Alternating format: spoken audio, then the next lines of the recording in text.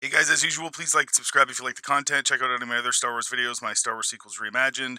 I review Mando, Book of Boba Fett, a bunch of other Star Wars videos. Please feel free to check those out, and let's get into this. Okay, so far this show makes no sense, and he's become all about restoring Mandalore. Although I have to wonder how uniting the clans will somehow lead to thousands of construction workers and engineers that can rebuild the pile of rubble that Mandalore is right now, but I digress. And so we start with the ship traveling, and for some reason the captain is in a fish tank and everyone else isn't. And you're like, what? And the one guy puts a goldfish in the tank and she eats it. And she's in full uniform underwater. Like, what is this?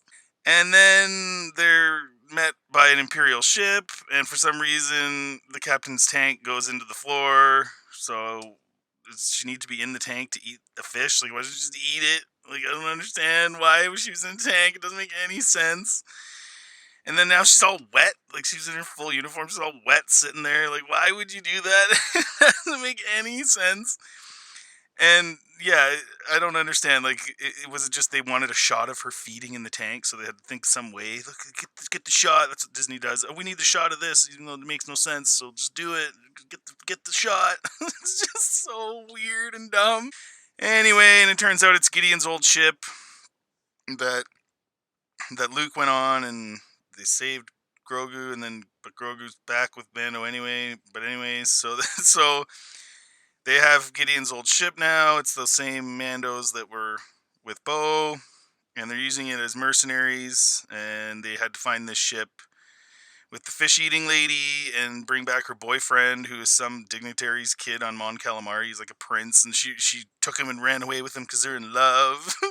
and then and then after some really cringy dialogue, she caresses his face with her face tentacles, and then and then he has to go with the Mandos because they don't want to like have the Mandos attack them. So, anyways, so I guess the Mandos, that was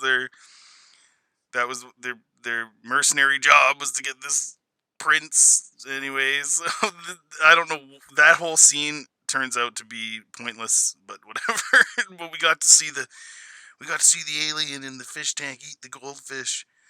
And then Bo and Mando go to some planet with like a similar dome style city like Mandalore, and then not R2D2 and not C3PO greet them and make them go into some pod. And I guess they're Imperial droids. Like, the New Republic is just basically reusing Imperial stuff a lot. And then they make them go in this like pod. It's like a basically like a monorail, and then they're told they must meet the leaders of the planet. And so somehow they were expecting them. The leaders were expecting them, even though Bo said they're trying to remain inconspicuous, and she just wants to talk to the Mandos that are helping guard the planet because she wants to be their ruler, I guess, or whatever. Anyway, so yeah, I don't know why these people somehow thought they would be there. Like, I don't know how the rulers of this planet would have known that Mando and Bo were on their way, but whatever. So they want to meet with them, even though they, whatever. And they're brought to a dinner party that, again, somehow is taking place exactly when they arrive for a heavy dose of plot convenience. And then we get Lizzo and Jack Black giving us their history as Imperials, and then using the New Republic amnesty program to rebuild this planet. But Poe had already said the planet's independent. So doesn't that contradict what Tim Meadows said about not helping planets that haven't signed up with the New Republic? They remember they wouldn't let the guys that were sitting around at some base doing nothing because they're too strapped dealing with issues. So they're not going to help a planet that's not in the New Republic, but this one isn't. And yet Jack Black's like, yeah, the amnesty program helped me rebuild this planet, so they did help them. It's just, again, nothing makes sense. And then we get we get a look at this cringe stormtrooper outfits that they converted into their guards. It's just so bad. And then Lizzo wants to hold Grogu, so she wiggles a fish, and he does the cringe jump again into her arms. And I don't know, at this point, I'm like, why double down on the cringe jump when you can triple down? So I better see one of these every episode from now on. That's it. It's so dumb. So then they tell Bo and Mando they need them to deal with malfunctioning battle droids in exchange for being allowed to speak with the Mandos protecting the city. And then they give some convoluted, dumb reason why they can't just get those Mandos to do it. some sort of charter law or something, and it has to be Bo and Mando because again, plot convenience. Yay! And then, and then, and then Jack Black also says he'll petition the New Republic to recognize Mandalore as a real planet again. And you're like, but you're not part of it, and why would they listen to you? It's nothing makes sense because we've already established if you're not part of the New Republic, you don't. They're not going to help you. Why would they listen to him? And then Bo and Mando go to see Christopher Lloyd, and he shows them footage of the reprogrammed droids going crazy and throwing stuff around. It's so funny. They're like smashing into stuff and like throwing boxes around. They're not helping the citizens like they're supposed to be. And so Bo's like, why don't you just shut them off? And Christopher Lloyd says the citizens voted against it, despite the droids going nuts because they can't live without them. Like, so they don't have to work and spend all. They don't. They want the droids so they don't have to work and they can spend all day just doing leisure activities. So they don't know how to work or do anything. They're just useless eaters, basically. And the citizens wouldn't know how to survive without the droids. So that's why they have to leave them on, even though a whole bunch of them are malfunctioning and they've assaulted and harmed people. So then Bo and Mando have to go down to the lower levels and talk to the Ognaughts to get the list of droids they need to decommission, and the Knots just ignore them completely and keep working. And so here we are, another Fetch Quest video game episode, and then Mando says he's friends with Queel and lives, who lives across the galaxy on Tatooine, but somehow when he mentions Queel's name, they all perk up and listen. They're like, oh, he knows Queel. It's like, how would you even know him just because you're the same species?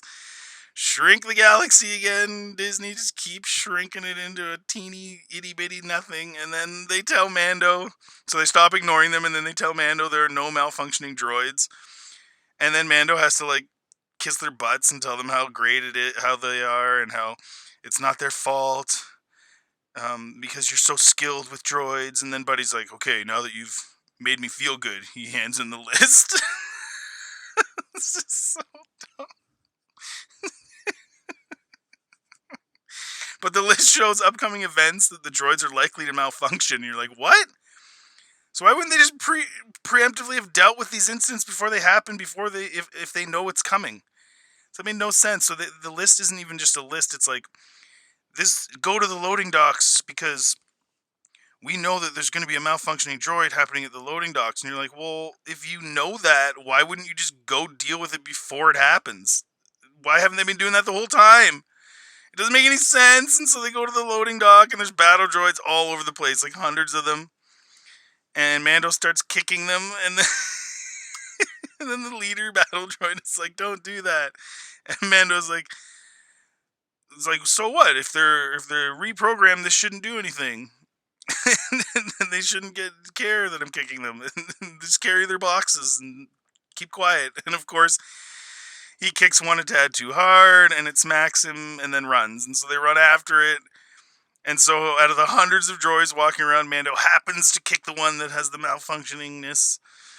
Of course, more plot convenience. And so they have a chase scene through the streets, and the droid throws stuff at them and pulls a big thing, light post or something, and whips it at them. And then they catch it, and Bo shoots it, and it's done, and it's lying there. And then they find, oh, this is so insane. So they find what basically amounts to a business card stuck to the droid, and it says the register. Why is he carrying this around? And droids they're not human beings. It's a business card. And Mando's like, sounds like a droid bar. And like, why would a battle droid that works in the shipping yard be carrying around this card? Like, if he goes to the droid bar, why does he need a card from the droid bar? Why would you just go there when you want to go there? Anyway, it's just so dumb. And yes, plot convenience again. And the card, of course, has the address on it where they need to go. So you're like, what? So droids are carrying around business cards now, and it's just so dumb. And yeah, it's a droid bar. Of course it is, because droids have a taste for libations now. And what's with all the drinking themes in Star Wars now? There's always bars everywhere and pirates willing to die for drinks and stuff. It's like, yeah, there's always been cantinas, but this show has so many scenes in bars. Like, it's getting a little dumb. Like, every episode, bar scenes. And so Mando demands info from the droid bar, and they find, and then Blue 3PO is trying to sneak away, and then Bo and Mando have a little argument over how Mando handles things. You're thinking like, oh, this is starting the buildup of conflict between them because eventually they will fight over the Dark Saber. And then the main droid running the bar is like, oh, I want to help them so we droids don't get replaced by humans. And the and the droids in the bar all hear him and they start cheering. And it's all cringily, like they're bouncing their parts around and being like, "Woo, yeah, say, don't make us get replaced." So I guess the droids that are like helping the people live in this city are like, I guess their owners are like, "Yeah, you've worked a hard day, droid, so go out to the bar." Like, what? What is this? These aren't people. These are droids. Like C-3PO was never like, yeah, man. Hey, Obi-Wan. You mind if I like just go to the bar tonight? Like, I've been working hard. If you don't mind. It's just so stupid. And then the droid explains that they drink this stuff that patches programming defects, and I guess it makes them feel good. Oh, and it turns out the malfunctioning droids all happen to drink from a bad batch of ale. So any of the droids that drank from the bad batch of beer are malfunctioning, and then they go to the droid morgue.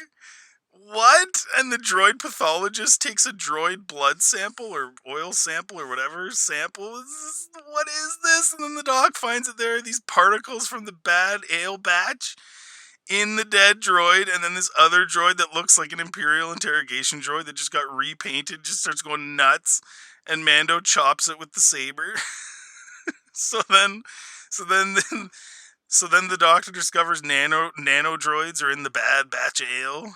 And you're like, are you new, lady? Isn't it your job to sample the blood or oil, whatever it is, from these droids? Like, isn't this the droid morgue? Why haven't you tested any of them before? What are you doing all day? Like, this has been going on for a long time. You never once thought, hey, maybe I'll extract some of their stuff and test it with all these machines I have to test their blood or oil blood or whatever it is. No, just never did until now. More plot convenience. And so we find out someone in the city actually ordered these nanobots into the city, which is, of course, illegal. And it's, of course, going to be Christopher Lloyd, and it is. And so Bo and Mando go to arrest Christopher Lloyd, and he's like, everyone freeze, and puts his hand over the button to shut all the droids down. Oh, but it turns out it's a button to turn all the battle droids into killers. But it's like, what is his motivation here? Like, why are you going through all this? Was his big plan to, someday push the button and have all the droids kill everybody so he can sit in his security room alone and die? Like, what was the point of this? What was his There's no motivation to do this. And so Christopher Lloyd just starts babbling on about, like, separatists and Count Dooku, and it's like, oh, he brought up Dooku. Did you hear it? Dooku! It's just so dumb. And then Bo's like, nah, shut up, and then just shoots him with the taser. And then there's a scene of Grogu helping Lizzo win space croquet using the Force, and then they bring in Christopher Lloyd before Lizzo and Jack Black, and the acting in this scene is really, really bad. No offense to Lizzo, she's particularly bad. This is not good at all, and should never have come out. Like, they never should have been like, yeah, that's a good take. Like, it's so bad. Like, and then they end up exiling Christopher Lloyd to some moon, and then Lizzo gives Bo and Mando the keys to the city, which some droid just happens to be carrying around, even though Lizzo had no idea they'd be coming at that time, and no idea they solved the problem, but there just happens to be the key to the city just there, where they're standing. It's just like, what is this? And then for no reason, she grants Grogu knighthood. Maybe just because he's cute or something, and then... Or maybe she knew he was helping her win croquet, and croquet is, like, really important to her because she's, ruling this planet. So, like, croquet. I gotta give him a knighthood for helping me with the croquet. But I don't know. It doesn't make any sense. And then those weird stormtrooper guards must be like, really, Lizzo? Like, I had to work for years to get my knighthood, and this baby just gets it? Like, what is this? So then... Lizzo lets them go see the Mandos protecting the kingdom, and Mando and Bo are talking in the train on the way, in the monorail, and Mando's on the way, and Mando's like, so what's your plan here, Bo? And she's like, I'll know when I get there. So she traveled all the way there and did the whole droid thing with no idea what she was gonna say or do with the other Mandos. What? What are you doing? And then she was the one sensible person on this show, and now she's irrational and dumb too, I guess. So darn, we had one, and now there's just everyone's irrational now and just does stuff. And then the same Mandos that were collecting the prince at the beginning are guarding the kingdom. Wait, what? So they're allowed side hustles? So like Lizzo lets them, hey, yeah, if you want to do some side hustles on the side to make some extra money, but make sure you come back. But while you're gone, hopefully we don't get attacked. Okay, I guess that makes no sense, but okay, sure. And then Bo's like, give me my army back. And then the one guy who's leading them now is like, no. And so she challenges him to a duel, and they fight, and Bo takes like some full-blown punches to the face, no problem. And then she puts him in a chokehold. And then I'm like, it dawns on me, I'm like, how many more Mandos are there? Like, Bo had like 4 of these ones, and they're all there, the ones that were with her in season 2. But then there's like so many of them now. There's like 40 or 50, like who knows how many. It's just like every time we come back to a group of Mandos, there's just more of them. Like how there were like 15 with the armor, and then all of a sudden there's like 50, and you're like, what? Where do these come from? And so anyway, whatever. And Buddy's like, why did you challenge me when Mando has the Dark Saber? And of course, it's going to come down to that. And so Mando tries to give it to her, and she declines again.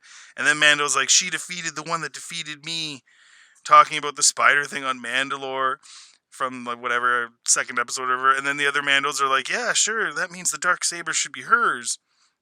So then Bo ignites the blade and is now the ruler of these Mandos, which in Mandalore, which is as it stands is literally a landfill full of cavemen with clubs. Like it's like again, I go back to it. Like, how are you going to rebuild this, man?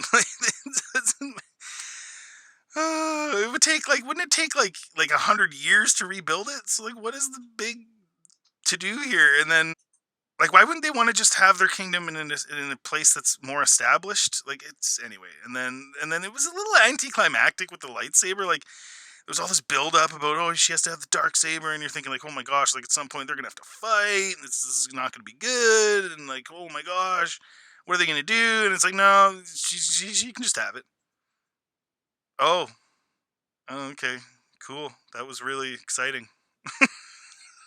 Am I supposed to be excited about Christopher Lloyd's arc? Like, what am I supposed to be excited about in this episode? Everything's just blah or dumb, and it just ends up just nothingness anyway. Oh, it's so dumb. Anyway, guys, this show is just, it's like a bad video game. It's like a really bad video game. Like, and even like, imagine if it was a video game. So it's like, oh my gosh, like we did all these side quests and fetch quests, and now it's like, now we're getting to that moment where Bo wants to take over Mandalorians. Oh yeah, here, just take it. Take the dark saber. Cheers, you're ruling. Oh, so I didn't have to like fight Bo or do anything. Like, woo, that's exciting. Anyways, guys, this episode was super cringe. Lots of stuff that didn't make sense. Most of it made no sense. And this is another situation where it's going to be about her getting back Mandalore, and it's like, this could have been done in 2 episodes. We didn't need 15 fetch quests and side quests and video game episodes, and they did this the last 2 seasons too. They dragged it on and had a whole pile of episodes you didn't need. Anyways, thanks for listening. Have a good day.